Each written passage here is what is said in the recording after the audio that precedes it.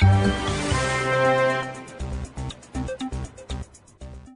everyone, I'm Leon Thomas Lewick. Here's your political news roundup for Thursday, February 13th, 2014.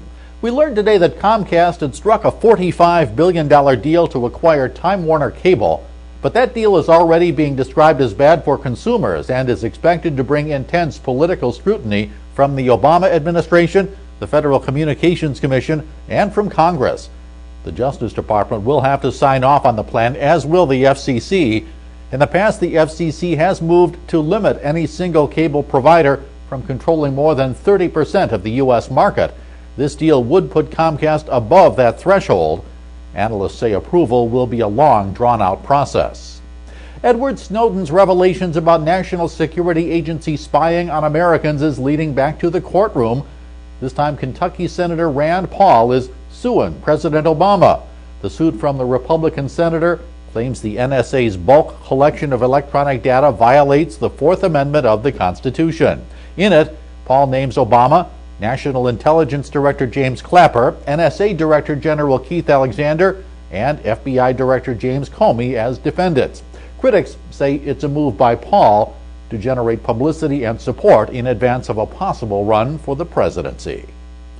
From Europe, we get word that Italy's prime minister resigned. Enrico Letta said he'd stepped down after a leadership battle within his own Democratic Party. The Democrats are one part of a coalition government running Italy's government. Letta is expected to be replaced by the party's new leader, Matteo Renzi.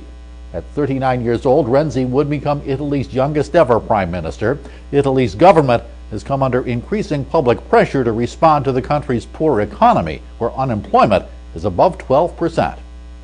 And from Geneva comes news that the Syrian rebel delegation has come up with a 24-point plan to bring peace to that country's civil conflict.